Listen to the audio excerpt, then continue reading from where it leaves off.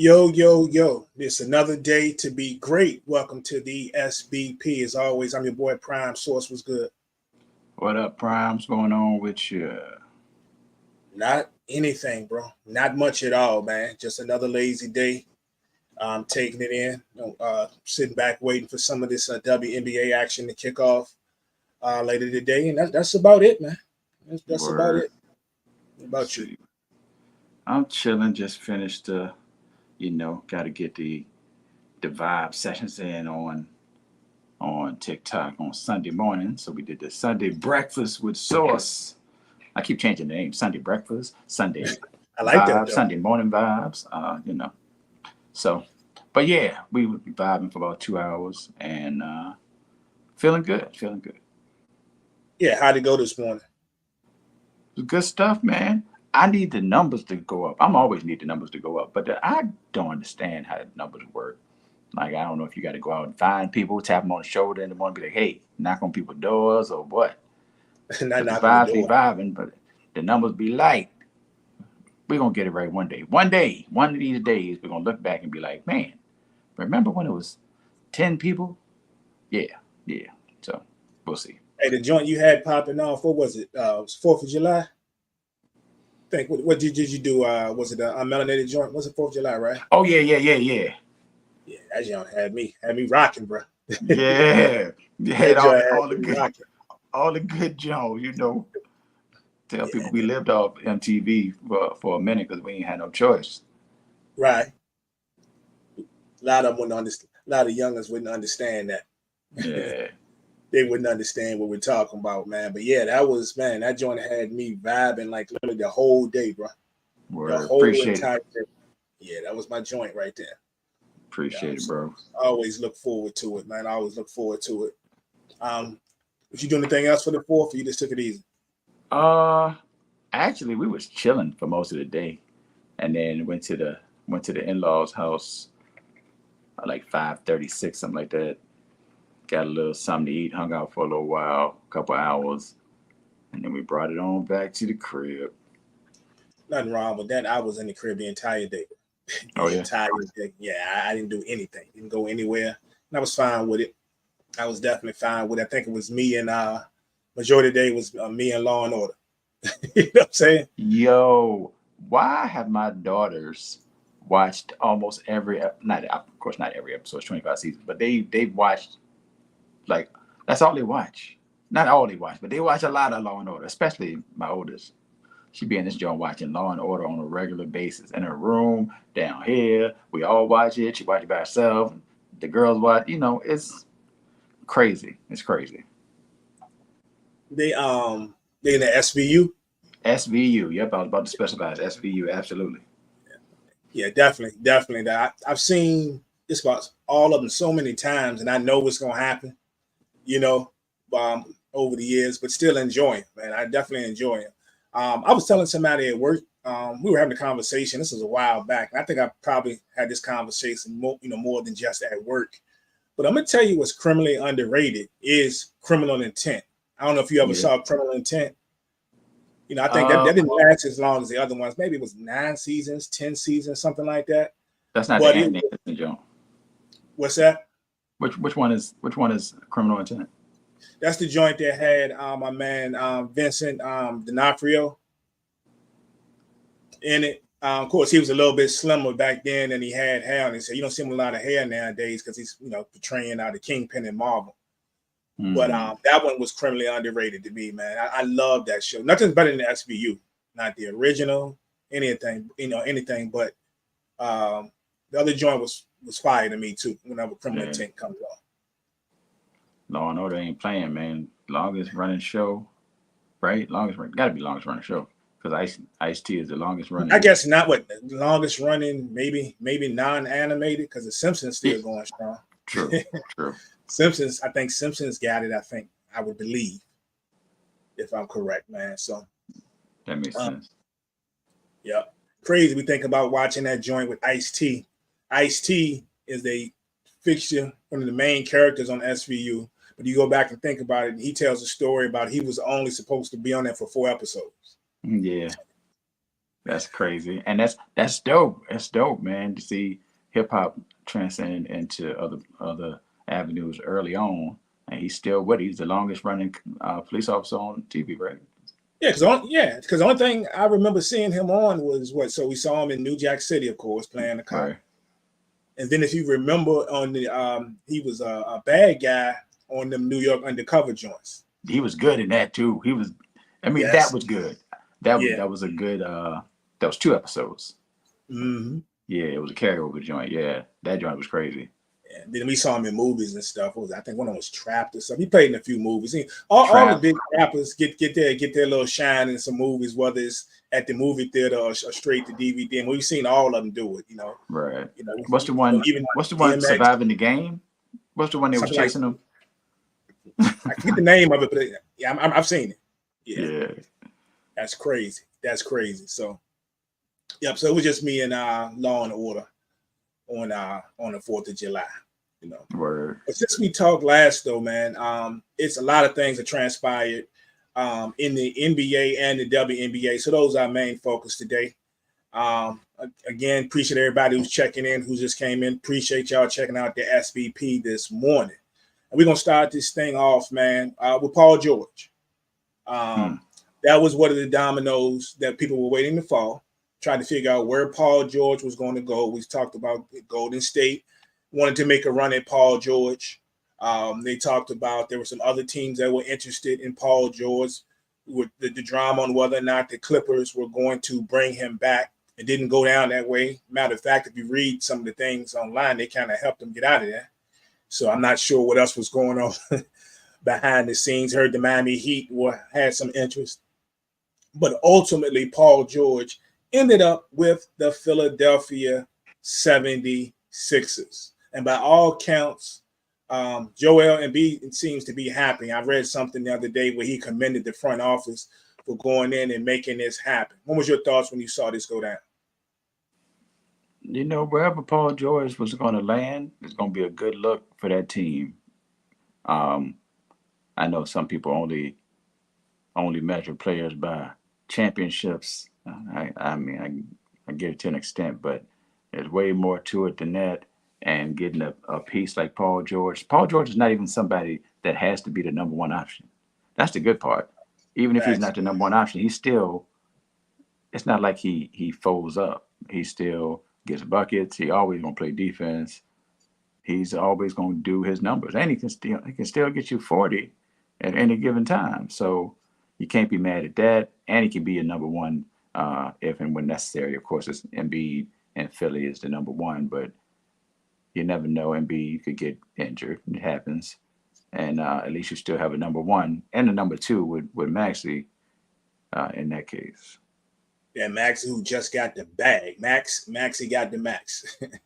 So shout out for that young kid for getting his money. But you mentioned if Embiid gets hurt, are you at all worried about the injury history of Paul George? I mean, that's always a concern, but and I think I talked about this one time before, not here, but just the fact that if Philly lost Embiid for any amount of time, Paul George, they can be comfortable with Paul George as the number one. If they lost Paul George for any amount of time, they can be comfortable with Maxey as the number two. So that third piece, having three pieces that can be your primary and secondary scorers, is important but worst case scenario, of course, is always, I mean, anything's possible. And since they both get injured, the possibility of Embiid and George going out at the same time for a short period of time, I mean, obviously that's a concern, I think, but not so much that you don't jump up and go get Paul George because he's a difference maker. Again, hasn't led to a ring, but other than the Clippers, I'm not sure, and we didn't, because the Clippers, they don't even count, but other than the Clippers, I don't think there was anywhere that we thought he was going to get a ring. So it's not like he's underachieved at that greater level, although the Clippers, have underachieved overall. Yeah. If we're worried about the injury history, Philly's hoping they at least get last year's Paul George, where he played 74 games. That just went quietly under the radar that he actually was on the court all but 8 games during the regular season last year. So that's a big plus for them that can make that happen. And hopefully what Philly's hoping is that if they are going to have those injuries, it's definitely not in the playoffs. Right. But those 74 games last year were the most he had played since the 2018 season when he played 77. But in between those years, between last year and the 2018 season, the most games he had played was 56. So Philly is definitely hoping they get last year's Paul George in every way. Being on the court, he still gave the Clips 22 points a game. And at 34 years old, the most impressive stat for Paul George, when you're talking about a guy who likes to pull it from the outside, just as much as the inside, 47%. 47% from the field. You don't see a whole lot of that, unless it's some catches standing right up under the basket nowadays. Right. So, and I thought it was interesting too. We're talking about changes. Seems that he's going to be wearing number 8 from what I saw. He's changed his number to number 8 from what I saw. So what I've read. So we'll see what happens with that. So interesting. Yeah, but you look at this Philly squad, man. They've been very, very active this entire postseason. Not just with Paul George. They went out. They gave Maxey his money. They bought back a necessary piece, and who was a well sought after guy, Kelly Oubre. Oubre is a nice fit for a lot of teams when it comes to intensity, defense, and then of course somebody who can knock down a shot or two when needed. Andre Drummond as a backup. Of course, he's not going to give you the points anywhere closer to points that Embiid is going to give you, but he's going to get the boards still. Right. You know what I'm saying? So if he has to fill in, he's going to still get the boards. He can still do that in his career. Caleb Martin was recently signed as another guy that can get you a bucket or two there in spurts. And then, of course, another guy who's been often injured throughout his career, but if you're talking about a quality veteran that can get you some buckets here, that would be Eric Gordon. So they were very busy in reshaping this team. They had to fill a lot of those holes, especially after losing a couple of players, one of them being Buddy Hield. Buddy Hield, Tobias Harris. Yep. I guess they waive Paul Reed or let go Paul Reed. Yep. So, yeah, that's not a bad look for Philly, though, overall. And again, you throw Drummond out. Man, remember when Drummond was dominant, yo? Yeah. Jeez. Seemed like forever ago. It seemed like forever ago. Jeez. Yeah, he was counting him for boards now because he don't move his feet quite as well. So I think on certain points he can be a defensive liability, depending on who's playing nowadays. It's not putting up those numbers, not putting up the double-digit numbers that he was putting up. So, they say, I guess it's Father Time. They say Father Time is undefeated, right? That what they tell me, and I ain't seen it. I don't know. No, I'm just playing. It just catches up with some people faster. He catches up with some people faster than he catches up with others. So. True. But also speaking of moves, you and I didn't get to talk. I had a chance to speak to the fellas about it when I was with Juwan and them. But of course, my neck of the woods, or not my neck of the woods, I don't live nowhere near New York, but with my squad, I should say, we made a move and we went out and got Mikal Bridges. So now we have the Nova boys, the Nova Core, Nova York, whatever you want to call it. And we out here, making moves, trying to make. What you say? You know what Cam called him? What did Cam call him? Killer Nova. Killer Nova. I like that. I like that. Even the Cam to come with something, and that's dope. I like that. And of course, what we were seeing in a lot of places, man, especially non-New York fans and some New York fans, why would you make the move? And that's something I just don't quite, I don't get why people would ask, why would you make this move? The NBA is all about fit, right? It's all about fit, and he fits what New York is trying to do perfectly. I think you laid it out great when you were talking about what Paul George could do for the Sixers a few minutes ago. Mikal Bridges can do some good things for the Knicks. You look at it this way. You gave OG Anunoby a huge contract. You can debate whether or not he was overpaid or not. But you can't debate, his importance to New York or what he meant to New York last year. But OG is a bet to get nicked up, to get hurt, right? No matter if you start Mikal Bridges or not in the lineup, even if you start him, let's just say you start him as a long 2. He's at the 2, right? Let's just say you start. It leaves you with OG and Julius Randle. So OG at the 3, Randle at the 4, right? OG gets hurt. You can move Bridges to the 3. You bring Devo off the bench, right? If Julius Randle gets hurt, and hopefully OG is not, you move OG to the 4. You still can put Bridges at the 3. You see what I'm saying? He fits. He fits. He's also a long defender. You have to cherish those moments that you can have him and OG on the court together, being able to defend outside on that perimeter. You see what I'm saying? Yeah. But you can start Mikal Bridges in his 14 points a game. And we know he can get buckets, especially. He has a pretty decent mid-range, especially. And he's not bad at creating his own shot, right? But you can start him in that lineup. Or if you wanted to start Devo and you bring Mikal off the bench, that's good too. Yeah, ain't no way Mikal Bridges ain't starting. I mean, in my mind. Yeah, I don't think he's not, but yeah. You got to think about it, Source, and I agree with you because you think about the Knicks were basically one game away from the Eastern Conference Finals with a bunch of backups. People seem to forget. They talk about iHeart, which is going to be was a loss for the team, but we were expected to lose him because we weren't going to be able to match that money. But iHeart was started off the season on the bench, right?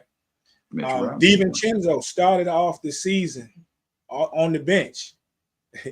Josh Hart started the season on the bench, right? You got all those guys back other than iHeart, right? Isaiah Hartenstein. Mm-hmm. And I think now it forces Tibbs to, if healthy, and the fortunes are good this year, to go a little bit deeper into that bench this year than he's been willing to go in the past. That's a great point. I think the best part about Bridges, well, the safety measure is that if something happens to Randle, you have somebody that you will feel more comfortable as I think in my mind as a second scorer, as opposed to hoping that you get buckets from one of 3 people. Like they might be on today. We might could get 30 from Josh Hart or 30 from DiVincenzo, but I think Bridges would be a more consistent scorer if he was a second option. But you don't have to worry about that as long as Randle's healthy. You got Brunson and Randle. Let us pray. Mo he says, I'm late. What you say about DiVincenzo, he's off the bench. Very possible. Very possible. Very possible. And he's going to thrive. I mean, he started there, played off the bench most of the season until things, some things went down. And then he got into the starting lineup and he lit it up. But that's still fire you bringing off the bench. He was brought to New York to be a 6th man, maybe 7th man, and he fulfilled that role well. He played well as a starter. So, but if you're bringing in a Mikal Bridges, doesn't matter which one of you start. In my opinion, I think that you do start Bridges though as a long 2. I would guess. Tibbs got to make that decision.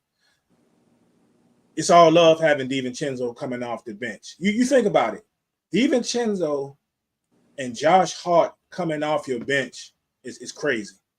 It's crazy, and the many roles that they can fill for your team, especially Josh Hart. And then you still got McBride. Still got Deuce McBride at this point. So I think it's just crazy. So DiVincenzo gonna strive either way, but I think he's a much better piece for New York coming off the bench in this instance. But we'll see. We'll see. Let's see what else we got here. Talked about DiVincenzo. Oh, of course. Next up, without a doubt, would be the move that went down with Klay Thompson. right? Yeah, Klay man. Thompson, it's the straight left Golden State. You know, he had deleted social media and all of that. And people were wondering why he was going to go. Philadelphia was in that mix supposedly. Miami again. It was a lot of teams supposedly looking at Klay Thompson, but ultimately he ends up with the Mavs. He ends up with the Mavs. How you feeling about that? Man, that is, of all the moves, that is the most perfect move of all of them. If Really? Klay Thompson can be yeah, if he can be a shell, if not shell, if he can be anything like the Klay Thompson we've seen over the years, offensively, it's perfect. Because the thing that was missing was for Dallas. Well, if you want to say something was missing for Dallas, like Dallas went to the championship. It's hard to like be super critical of them. They made it to the championship, but when you look back at when we talked about Tim Hardaway Jr., we talked about Jones. If there was a third scorer, which there was not, it would have made a difference. Not only a third scorer, a shooter, a knockdown shooter. Klay Thompson still shot. What was he? He was top 3 in 3-point percentage. Yeah. If I'm not mistaken, I think it was top 3. Klay Thompson standing over there. He don't want to dribble no way. Kyrie and Luka can dribble all day long. Klay is still gonna be right there. So either Kyrie and Klay get to break somebody one-on-one and you hold Klay, or you double and you're gonna die at the hands of Klay. Mark my words, mark my words. That is what's gonna happen. Yeah, if they can get, we understand that he may not be the same defensive player either that he was back in the heyday. Right. But if they can get any of that, even 3/4 of that, which is very possible, I think that this 3 is a definite problem for a lot of teams over in the West. I mean, once they figure this thing out, they can do so much. And as you mentioned, that third score thing is crazy. And what did he give him last year? I think it was 17. He was giving him 17 still in Golden State. Yeah. Yeah. A little bit different offense here, but I think he's going to get plenty of opportunities, man, especially with Luka. Luka has the ball in his hands, and Luka decides when he decides to dish it. Klay is going to definitely get those, those opportunities. Luka, So, I don't think Luka passes as much because he don't trust everybody. Can't trust everybody. And I mean, think about it. Think about Dallas. That's what it was. It was Luka or Kyrie breaking somebody down, and then the buckets from other people were lobs, layups. It wasn't anybody just standing around knocking down threes. right. You leave Klay Thompson if you want to. Leave Klay Thompson. He don't have to run around. He don't have to run off screens. He ain't got to do a whole lot of cutting and all that. Man, y'all dribble. I'm gonna be right here on the wing or in the corner. When y'all finish and y'all kick out and they swing it, you can get a hockey assist? You're going to get the hockey assist. We're going to start counting them in the locker room because it's going to swing to whoever, and they're going to swing it to me, and it's cash. That's what it's going to be. Straight money. So we know he can still do his thing. Right off top, where would you rank them in the West? Oh, who knows? Because it ain't like they were top 1, 2, 3. Right. At any point in the season. They were what? They were 4 seed, 5 seed, 5 seed. Wait, 4 seed, 5 seed. But either one, they played the 4 or 5 when they got to the playoffs.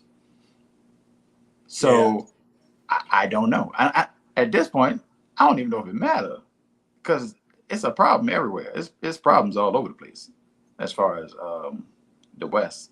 Not that it hasn't been that way, but Denver is beatable by somebody. Apparently, we hadn't seen that in recent history, but Denver is beatable by somebody. You got the young squad. You got Minnesota and OKC. They're gonna be young and good, and they got no reason to change. They got no reason to get worse, I should say. You add your boy, and that's solid for OKC. I mean, they probably still in the same place. They probably still in the same place. I think so. If you look at it, think Minnesota was still going to be okay. Clippers got questions now. Phoenix looks like they're really going to ride it out for the most part. Still questions about them even having a bench. Yeah. So that won't probably implode till maybe the trade deadline, or better yet, maybe even till after next season. So right. So what are they going in? So they're going in with. So we got these three. PJ Washington. Then I guess it would put between Gafford and Lively, right? Lively, yeah. Yeah. So a lot of it's going to rest on how they bench play. So. But yeah, I love this move too. I think this was the best move for them as well. I was going to say I wouldn't have been mad, but I guess I would have if some kind of way they pulled off that Miami thing. I didn't want that to happen, but I think that would have been pretty good too. But I'm kind of glad he's staying over in the West. Yeah, I think that's the best move for him. One thing is I kind of jumped the gun a little bit, so we'll backtrack real quick. I meant to ask you when we were talking about both Philly and New York, which one of those teams, because it's obvious. I mean, it's obvious. These teams were built to compete with Boston. And not that anybody probably really thinks right now that either team could beat Boston in a series. But between the two, which team do you think after these moves is better equipped to beat them? I mean, it's got to be New York. Well, it's got to be New York. Even if you just think about, I'm just thinking defensively. I'm not even thinking necessarily offense. But I gotta think New York because they got 1, 2, 3, 4. They got like 4 people that can guard 2 through 4. I could say 1 through 4, but I mean nobody wants to chase a point guard around, depending on who it is. But 2 through 4, and I think that's a big deal. Well, if you're looking at Boston, they can guard 1 through 4. If you're looking at Boston because it's White, Drew White, Jason, Jalen. Yeah, I gotta go with New York. I still see Philly. I mean, Philly probably have to outscore Boston for real. Even if you thought Oubre and George could match up with Jalen and Jason, you're not holding White and Holiday. Not to mention your man's when he's healthy. You still gotta think about your man Kristaps when he's healthy. That's a problem. That's a problem. But yeah, I pick New York. When we're talking about Boston, I'd say New York. Yeah. Yeah, we're saying all things healthy. I mean, you look at both teams. You can look right in both of these pitches, and anybody can get hurt at any time. But we talked about Paul George's injury history. Other than last year, of course, he was great last year, missing only 8 games. We know Embiid, as dominant as they come, but he gets hurt pretty much every year. Yeah, everybody over here. And then Eric Snow, quality vet, but he's ended up on that injury list as well. You go up to New York, we just had the situation with Randall, which was kind of a freak thing, but it is. OG has an injury history. I mean, that's just what it is. He had it when he was, before he came to the Knicks. And then they're often injured Mitchell Robinson, which is key if these two were to play each other, because if you go back and rewind the tape, Mitch was giving Embiid fits. He was giving him. He actually defended Embiid. He had him frustrated. So if you're talking about them two playing each other, I think it would be great to see. But when you're talking about them going to play Boston, I like New York better defensively against Boston. Not that I think that either one of them will still have a problem beating them, but I kind of like us defensively if all the pieces are on the table, as well as our bench. So still got to find a backup center though. I don't know what they doing about that. They didn't let all the obviously. I thought we was gonna get drunk. I wanted to say that would have been it. That'd been a good pickup. Now it looks like they're going to have to make either some type of trade or, and I don't know what they would trade, because they don't want to give up McBride. But I don't know. They may have to just ride with Jericho Sims, which I don't think is the move at all. But that might be the instance. That might be what they have to do unless something comes up. So, yeah, because it's a good chance of him being in the starting lineup at some point. Yeah, because Mitch, Mitch going down. So that's going to happen. Mo was talking about the Warriors, man. What is the state of the Warriors right now? So it's like, what is their thought process? Because every free agent that was out there that they talked about seems to have signed. Like I said, we mentioned PG. PG is gone. There was some talk about DeRozan. DeRozan evidently last night just agreed to sign with Sacramento. And there was someone else, I can't think of who it is, but they ended up settling for Buddy Hield. And I saw somebody say the new Splash Brothers. I don't know about that. Buddy can shoot. Man, I don't know about that, bro. What's the state of this squad, man? The struggle. Yeah, Buddy Hield can shoot. Like, let's not act like he's not. Oh no, he can shoot. Like, you think about it, bro. He's one of only 5 active players right now that shot 40% from 3 for their career. I think that way other ones would be Steph, Klay, Joe Ingles, and I can't think of the other one. Steph, Klay, Joe Ingles, and Joe Harris, I believe, for their career. Active that makes players. sense. Yeah, but he can shoot. Yeah, no doubt he can shoot. And to be honest, it ain't like Klay was playing lockdown defense. I mean, obviously he's not Klay Thompson, but it ain't like Klay was locking up. But I don't like it. I don't like what Golden State looks like. I specifically don't like. Well, but they picked up Kyle. Dang, what's Kyle's last name? Kyle, light skin. Kyle. Who did they pick up? Slim. Oh, from Memphis. Played in Memphis previously. Yeah. Yeah, I know you're talking about. For whatever reason, I keep thinking Williams, and that's not his last name. So, no. But yeah. And he was in Minnesota. Yeah. He can get you a bucket or 3. Some nights he'll give you 25. Some nights he'll give you 7. But I'm really not sure where the second score is. Buddy Hield supposed to be the second scorer? Like, is he supposed to be option number 2? Right. Who that supposed to be? Man, this team gonna stink. And the fact, I don't know if they're gonna stink for real. I feel like they're gonna stink. But the fact that Steph, like, I know Steph has had to ride it out in the dealing with injuries of other people and having to play and being out there joint looking crazy and trying to save the world. I get that, but Steph ain't no spring chicken by NBA standards anymore. And I don't think it's fair. Nothing's fair. I don't think it's fair if he gets stuck in a situation of being trash at this age.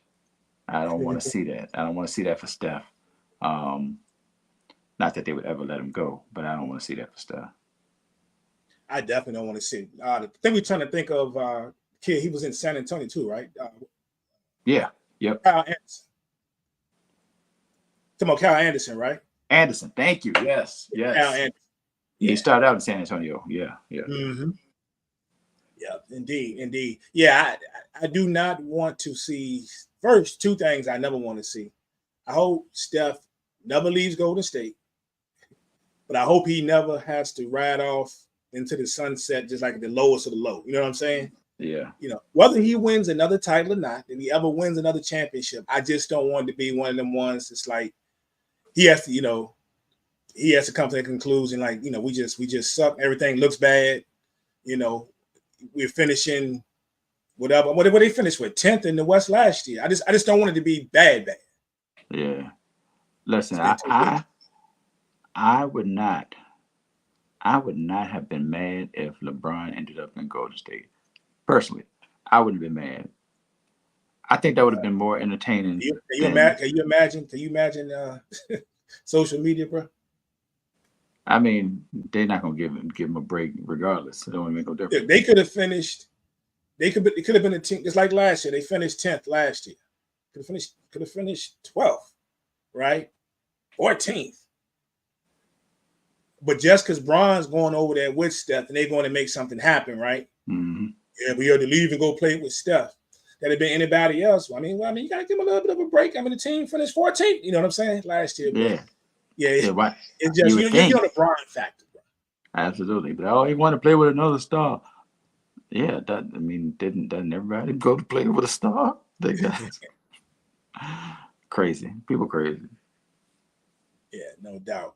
Well, he just in matter of fact, in honor of the anniversary of the Paid in Full album by Eric B. and Rakim, released on this day back in '87. He Mm-hmm. spoke with Bron. Bron just got paid in full. he Definitely. got Yeah, he definitely just got paid in full. So he got his money, waited around, see what they could do, talk to the squad, and took what he wanted to take. So another contract for LeBron James. Why people like? I get the whole Bronny conversation. Fine, it's whatever. Why that man played one summer league game and people act like what is happening? Yeah, What were we expecting? How many points did he average in college? What were we expecting Bronny to do in his first summer league game? That's what I'm curious about. It's like people can't wait to find something to nitpick at. Also, Bronny signing a deal like for me in my mind, I think LeBron's deal was contingent on Bronny's deal. So Bronny's deal had to happen first in order for LeBron's deal to happen right. at all. He's like, yeah, y'all. I hear y'all saying it. Y'all drafted him. Yeah, okay. I hear y'all saying y'all gonna keep him around or whatever, but let's make it happen. So put it in writing. Get that done. Now I sign. Now we move on with our lives. Like I don't know why people act like that doesn't make sense. Like what you expected the first pick to the first pick for the Lakers to get signed first when there's more wiggle room or decision to be made. Bronny, I mean, 2 and 8 million, whatever it was. Uh, that's easier, and it has to do with LeBron. So, well, I don't understand what the issue is. People gonna be people, man. I'm thinking about designing a T-shirt saying that I hate fans. I know you don't use the word hate that much; it's a strong word, but Mm-hmm. fans in a lot of these sports just really just tick me off. I'm getting too old to be letting these people get my blood pressure up. So, yeah, definitely when it comes to talks of LeBron and the Knicks and all this other stuff, but even more so this past season in the WNBA, which this should be something that we're celebrating. The way things are going, and you just can't get past it in any type of group with the negativity. People always got something to say, but shouldn't be anybody out here that has anything negative to say anything bad about this source, because yesterday Caitlin Clark messed around and got a triple-double. Messed around and got a triple-double yesterday, bro. And I thought that was great to see. Even though she wasn't, she didn't shoot particularly well, especially early. But hey, a triple-double is a triple-double. And you knocked off one of the best teams in the WNBA. So shout out to Caitlin Clark in this triple-double yesterday. What you think about that? She did crazy numbers. I know you said nobody should speak negatively. I'll just for the people that want to be negative. She had like 13 and 8. She had 13 points, I think, with 7 minutes left in the second quarter. She didn't score again until I don't think the fourth quarter. Like Right. it was a whole almost half a game that she didn't score a point. Like nothing was happening, but she still did a decent job as far as uh, delivering passes. I ain't gonna say taking care of the rock because I mean I saw multiple turnovers, but I don't remember. I don't know what her number was as far as turnovers. But yeah, she got the boards. And why do people act like she's 5'5"? She's 6 feet tall. She's 6 feet tall. She ain't little. She's not one of the smaller point guards. So people always act surprised when she gets 4 rebounds or 5 rebounds. I'm like, dog, she rebounds. She's a magnet for the ball. She goes and gets it. Ain't like and they are like fighting with post players for rebounds. Like, relax, just relax. It's crazy. Just the comparison of things, not to bring any other person into it. It's just a comparison of things that drive me crazy.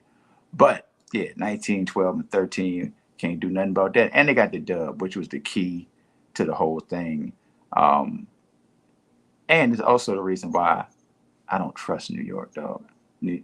I mean, I'm going to crown Vegas again. I know Connecticut is out there, but I'm just going to crown Vegas again. Yeah, because since Chelsea Gray been back, they've been back for the most part. I told you early in the season, and granted, there's been some games since we discussed it, but it's something about New York, right? I don't know what it is, even though I've seen them beat the brakes off a few teams, but I've watched some games against teams that they should be beating the brakes off. And if you didn't watch the game, you think, oh, New York done won again. And I'm sitting there watching the game in the third and the fourth period. I'm like, how do people still in the game? Like I don't know what it is. I don't think it's all on Stewie, even though I've watched some games and she didn't look that great. I don't, Sabrina seems to be picking it up lately, but it's not been. I don't know if it's in it just one person. John Quell gonna be John Quell. John Quell is gonna come out and have a couple of good games, and then she'll get lost. And then when she gets frustrated, you got to kind of reel her back in. She's got not getting the foul calls or certain things don't go her way. You don't want no parts of it when she's on, but when she's off, not getting the ball or she's not getting the foul calls is a problem. Mm-hmm. I just don't know, but Sandy and them going to find a way to fix that. Now we got a whole half a season to go. There's going to be a break, and even though she's not going to have all of they're probably not going to practice anyway, but maybe she can get back to the drawing board, during that break. But New York, is dominant as their record is. I've been saying the entire season, just something is just not clicking consistently enough for them. They definitely going to have to fix it. But yeah, Caitlin and this triple-double. So, of course, you already knew what was coming once this triple-double came up yesterday, which was an amazing feat. First rookie triple-double. Caitlin Clark did it. Yep. But now is all the talk about that puts her right back in the mix, puts her back the front runner for Rookie of the Year. And I'm anxious to hear your thoughts because I don't think so. I don't think that one triple-double, as outstanding as it is, even though people will say, yeah, but it's never been done before. The person that we all know she's challenging right now, the person who's seen that took the lead from her recently will be Angel Reese. Right. If you look at, and people will criticize, she doesn't have offense. Well, 2 of the last 3 games she showed you she can have an offense. She might not be polished, but she can have those games. But she's had this consecutive streak of double-doubles. She surpassed a legend in the game to get the record. You got to think about the record. So she's got 12 consecutive. The record before she, and Angel has done this in one season. The record itself was spanned over 2 seasons, right? Say if you're talking 2 games. So Angel has done something that's never been done before as well, right? I just think when we're talking about play as of late, as fabulous as that triple-double is or was that Caitlin Clark got yesterday, I still have right now Angel Reese edging her out if the voting was today. That could change. We got a whole half a season to go, but right now I still got Angel Reese as the front runner. Yeah, it could go either way. It really could go either way. And whichever way it goes, some people are going to blame whatever they're going to blame as the reason for it going the way it goes. You didn't see a race war being led by 2 women basketball players, huh? Who would have thought? How did we get here? That's the funny joke. Imagine I'd be like, yo, it's dudes out here that ain't never watched women's basketball that are fighting tooth and nail for a certain player, partially because they're white or black. I'm like, so this is how far we've come. I guess it's a positive. We've got people watching women's basketball, and we've got Mhm. people, standing behind a woman as the face of whatever their argument is. It's crazy. I never thought we'd see this day. Man, you'd have told me that was gonna happen. I'm like, yeah, right. Go think of something else, right? That will never happen. And then here we are. And no matter if they can go out and hug each other after the game, fist bump each other after the game, it's just Kaylin can come back and say, hey, she does a competitor, it's all good, XYZ, you know, Angel can come back and say, hey, just competition, this and that. I had them wrong the person. And people ain't trying to see that though. They want to see No. what they want to see. Yeah. It's very, very odd. But yeah, I think the key statement you made was still got a half a season left. Because I've seen a lot of rookie of the year. That's the rookie of the year. That's the rookie of the year. Like it's all over and done with, as if not don't want anything to happen to either of them, but as if one of them couldn't be out in a week from now, and then it will be obvious who it is because it's going to be the other one if they Yeah. still play at the same level. So yeah, if the voting was done today, I could see it going either way. If but I could see it leaning towards Caitlin Clark, even even if the deciding factor is uh, the other stuff. Even if the deciding Yeah. factor is the other stuff, then I could see that being a thing. But either way, Angel is balling. The the whole she all she does is miss shots and then get her own rebound is stupid and it's not true. It's stupid and it's not true. Yeah. It's not even true. It's so crazy. They see her, and also, who else in the history of basketball have anybody ever said, well, they miss a shot and they get their own rebound? Who That's dumbest thing ever.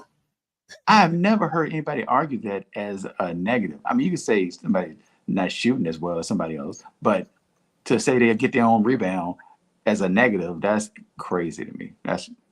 Hey, so That so shows you how and I, far people are going. you think about being young and playing basketball, and both of us did when we were younger.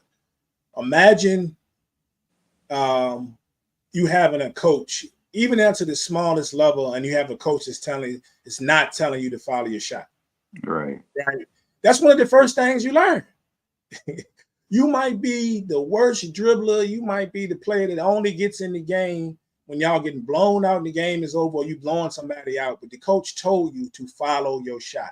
Somebody Yeah. explain to me when that became, not part of the game. Right. Right? Some Only people have a knack for getting the basketball. It's just what it is. If you watch Angel Reese, when it comes to buckets, she has a knack of getting to the right place. She has a knack, she's a really good judge of where the ball is probably going to come off. Anticipation is crazy. And then she fights for the ball. She fights for the ball. She knows where to tip it. That is a skill. yeah. Rodman had, like a lot of players have had, that is a skill. And just because every other player, if it was just that easy for everybody to just find their own shot, just putting their own shot back, why don't everybody do it? Yeah, exactly. Somebody got to explain that to me. Why didn't everybody do it? If it You was know? easy, everybody would do it. Yep. Yeah, Fact. so I don't know. So shout out to her, but I still, as of late, for judging us right now, because um, Taylor needed this game, I think, and Indiana needed this game too. But Taylor needed this type of game, not only get to probably boost morale of the team, but maybe to help her keep her head up. Because I got a feeling at some point or another, won't be surprised she gets another one. Because you remember she was what was it one rebound away, I believe, early in the season from a triple Mm-hmm. double. I think they were playing. I think it was the Mercury. I gotta look it up, but I'm almost positive it was the Mercury. But she was one board away from a triple double earlier this year. So I don't think the shooting numbers were that good in that game, but still, it is what it is. Triple double, triple double. Triple double. I'm sure we go back and look at some of the great NBA triple doubles. There's plenty of those. The NBA player probably didn't shoot well either. Right. Yeah. So. That's true. You know what? Like, I mean, Indiana's still building, but I was gonna make a video saying this, and I didn't ever make it. But you know what is going to change? What would change the whole scene for Indiana? What's that? Hate to say it. I hope I don't sound ridiculous. Kelsey Mitchell might have to go. Kelsey Mitchell might have to go, dog. We can't both be running around jacking. We can't both be running around jacking. And that is interesting. And but I understand instantly what you're saying. If you take the ball out of Caitlin Clark's hands more often, one, it cuts down on turnovers. Two, she don't have to worry about turning the ball over and doing all that. Because if you want her to shoot, if that's what you want her to do, and you say she's the greatest shooter and all that, let her shoot that jump. Run her off screens, let her shoot that joint. Let somebody else handle the rock. And she can come off and fire more often like she was doing at the beginning. And that's what it's going to end up being eventually. It's going to eventually be like, I don't know what they want. I honestly don't know. And I think Christy Sides is doing a better job than people give her credit for, because I think she had to kind of, I don't know if rein her in. I don't really like that phrase, but she had to kind of pull her back a little bit, pull Caitlin back, because they sent her out there on a mission of leading the team by shooting the most shots every game. Why would you? I feel like it was a setup. I don't know. I guess it had to be that way. The people want to see Caitlin. They want to see her score. They want to see this and that. We got to give her an opportunity. I don't know. I don't know what I don't know how much the eye test and how things seem to be has to do with the actual team. If it does, then that's not good, because you're not trying to do the thing. You're not trying to do what's best. But I do feel like at some point it can't be Caitlin and Kelsey together. It's too much. Dog, they're so sloppy. It is crazy. It is crazy how sloppy. Anyway, let me relax. That is interesting. But the second you said that about Kelsey Mitchell, I got it. I knew exactly what you were saying. I knew exactly what you're saying. And which is interesting, which it brings it up to our next point, our next topic that we will talk about. Oh, I hope it's the All-Star game. It is definitely, without a doubt. So it's going to be the All-Star game, bro. Oh my gosh. I don't even know what you're going to say, Brian. Can I say something first? Go ahead. How in the world is a team like 9-13 or whatever and got three people on the squad? How? What is wrong with the world? Does Seattle not exist? I don't understand. How you got three players on this job? It's crazy. It's crazy. Yeah, people already were questioning we're out here questioning the voting process. Actually, I haven't seen it. I haven't seen it at all. Yeah, they are questioning. Yeah, when some of the, I don't know if it's you and I and a couple of the same WNBA groups, and I might be in a couple of other ones, but there's some people that were legitimately questioning the All-Star voting. They're saying something has to be done. Like something has to be done, whether it's somebody made the point that you just made. Of course, there's people that think that on the flip side, that before recent, there's those last few games, but should Angel Reese really be on it? It's just all types of stuff, man. Like it's all types of stuff. Should as what? As how? What? Okay. Go on. I'm sorry. I'm gonna relax again. Let me chill. You got it. I don't know. So of course the WNBA All-Star game will be going down July 20th And the beautiful thing about it is a night game. So Yes. it's going down as an 8:30 game. It's going to be televised on ABC. The beautiful thing about it for the league, it is sold out. All right. It is already sold out. So keep getting that money. You know what I'm saying? But can you see these list of all-stars here? Yeah, I can see it. All right. So of course we know they'll be playing the US women's national team, right? Mm-hmm. And we see the list. You guys can look at it. There are some questions there. I saw some people question about Brianna Jones being on this.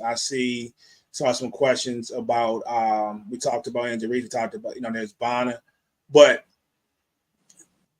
there's some good players on this list. One of them is Kelsey Mitchell, right? One of them is Kelsey Mitchell, which some people are going to have a problem with her being on this list, right? And of course, that's one of the folks that you're talking about, right? Not that Kelsey isn't a phenomenal player, right? But when we get to talking about snubs,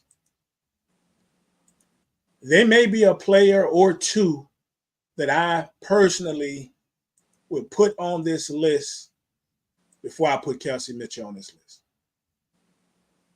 And look, I'm going to ask you who the biggest snub is, but I might as well go first because you probably know the first person I'm going to say if you know me. You know me. I don't know who you're going to say. Well, put it this way. If it's somebody who didn't make the WNBA All-Star team, and knowing me, as long as you've known me, and people's names that I brought up, who would be the player that didn't make the WNBA All-Star team that I would put on it?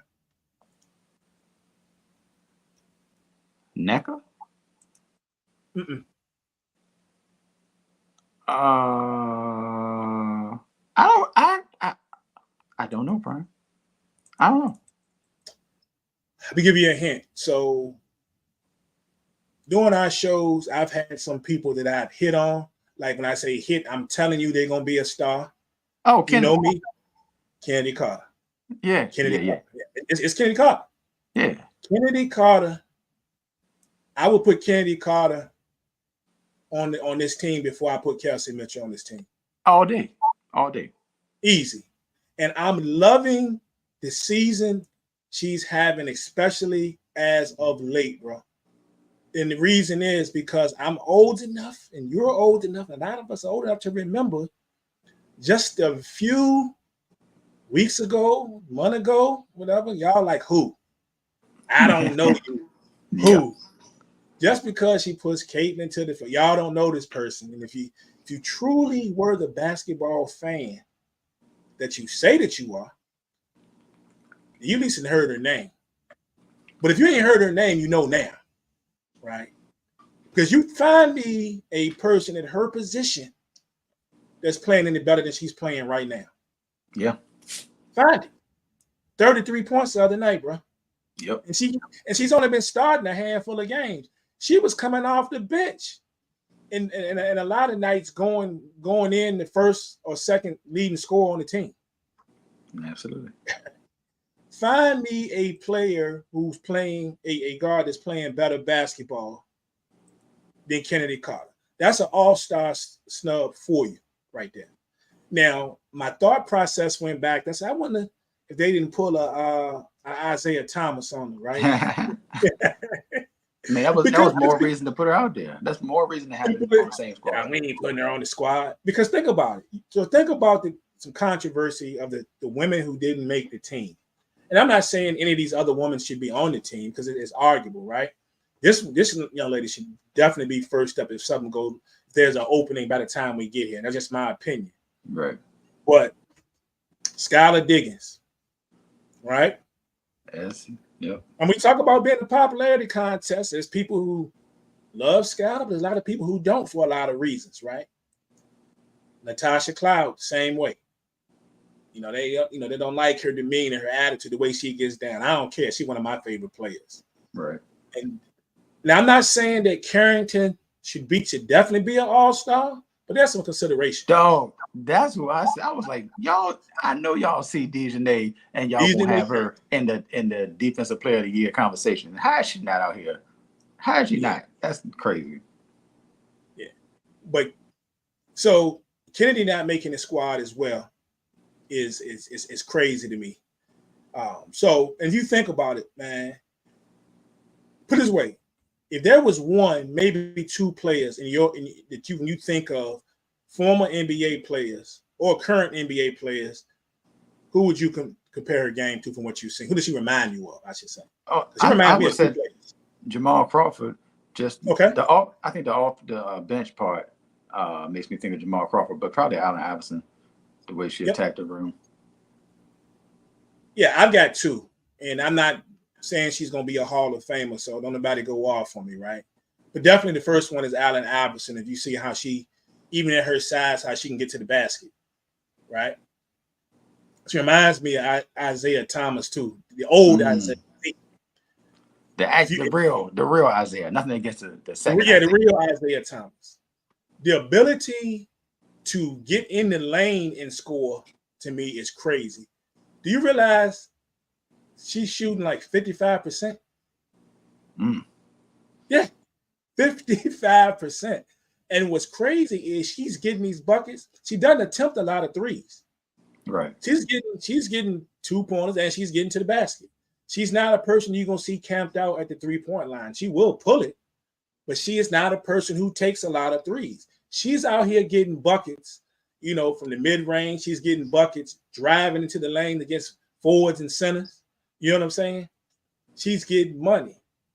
So I'm sorry if y'all ain't like Kennedy Carter. You don't like her attitude, because she can be a problem in a bad way, but she can be a problem in a good way. And she is a problem for anybody she faces in the WNBA. So I know a lot of y'all don't like that. I don't care. She definitely don't care.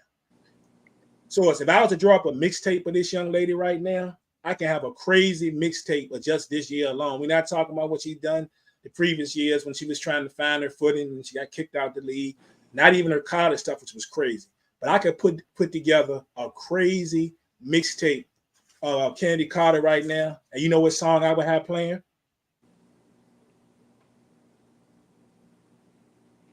Do you know? No idea.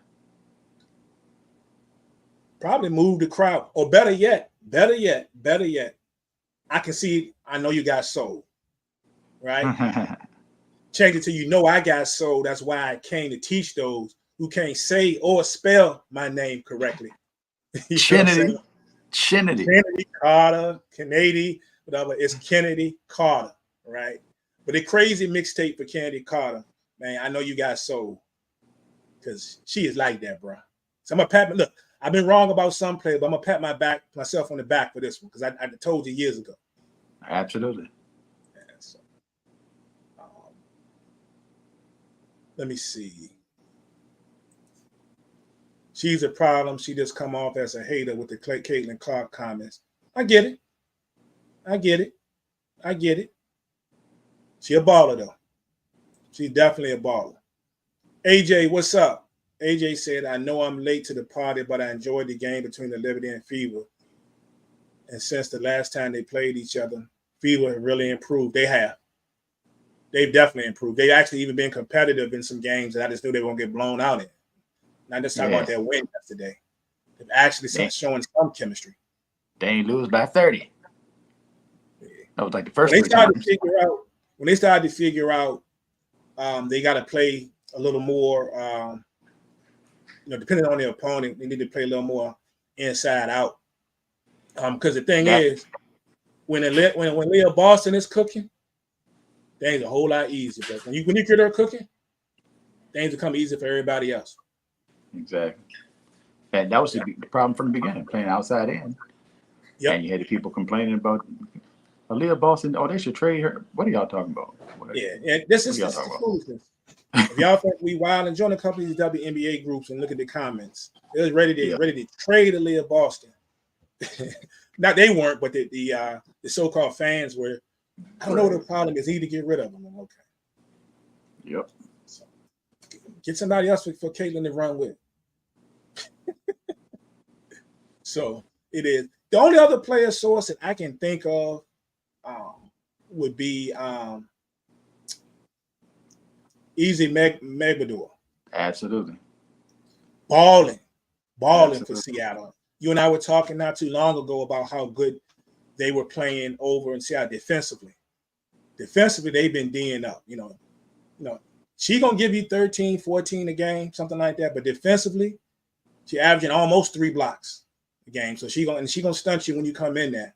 Balling. Yep. Now I wonder, her not making it is just was it just they overlook her, or the fact that they knew that she was going to be going to probably prep, because she's going to I think she's going to be playing the Australia team, if I saw that correctly. So I don't know, but she definitely could be on the list. I think she still should get the nod, even if she doesn't choose to play. And she still get that distinction, instead of just be like she don't exist. So that's crazy. And I would love to see my girl Naja Laney make it, but I don't know if there's anybody that I would definitely pull off because of her looking at this list, without a doubt. But I got to throw a name out there because Kelsey Mitchell. And it's not even against Kelsey Mitchell. It's nothing against Kelsey Mitchell, but ain't no way Indiana's supposed to have 3 people on this team. There's no way. There's no way. Yeah, you're right. Both Kennedy and Kelsey, I think, are both averaging 16 points a game. Kelsey shooting 43%, I think, from the field. Kennedy Carter shooting over 50. I think it's like close to 55% last I checked. So stunting on them. Ain't no way. No doubt. And I believe, Source, that is all that I have for today. What I missed? What else we got out there? Well, if anybody's watching, if anybody is on Instagram, if y'all don't mind, go ahead to Instagram. I mean, it's gonna happen regardless if y'all do this or not. But I got this one video that's got 995,000 views. I just want to see that don't hit 1 million. I want to see it hit 1 million. Why? It ain't. I mean, it's not like it's a check in it. Ain't nothing gonna happen. I just want to see it hit 1 million. I haven't had a video do 1 million views, and that's crazy. Yeah, like 1 million is crazy. Like there's no dog. It's Knife Wonder Band in the comments. Razzcast, Otto Bowden from the Olympic tracks, the announcer who was in the Olympics previously. Tracy McGrady. It's all kinds of people in the comments. It's kind of crazy. It's kind of crazy. So push that joint to 1 million if you're bored. At Source, of course. No doubt. Check my man out. Go follow him over there at Source, of course. Also, go back and check out, guys. We just last week went back to our Know the Ledge series, and we went back and looked at Outkast's debut album, Southern Player Listed. You can find that on Facebook inside either SBP TV or the Sports Bar Podcast, or you can go to SBP TV over on YouTube. Check us out, like, subscribe, follow us over there. Next up, we do have our running back series will be Friday, and is Source and I will check our schedules. But if we are both free, that will be coming up next Sunday. If not, maybe the following week. But we will put it out there once we get confirmation on both of our ends what we got going on. But we will be reviewing all 3 Friday movies in one show. And it's not going to be not so much we're going to break each movie down. Just we'll be all over the place. We're going to be talking about favorite characters, best moments. Did you notice this? Did you not notice this? It's going to be great. And if anybody's out there that would like to join us to talk about that classic series, hit us up. Inbox, come to the Facebook page, whatever. It doesn't matter. Hit us up. We're looking for somebody to come through on that. So be on the lookout. Yeah. Other than that, this is the SBP, the sports, hip hop, television, and movies thing. We get it in. So if y'all ain't got other questions for us, we appreciate y'all joining. We're gonna catch y'all on the next one. We out.